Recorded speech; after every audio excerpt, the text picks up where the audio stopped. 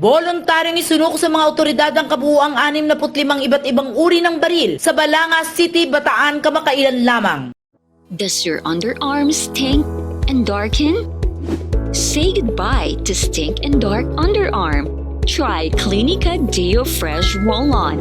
It whitens and softens your underarm. For all-day freshness, try Clinica Deo Fresh. It's 100% natural.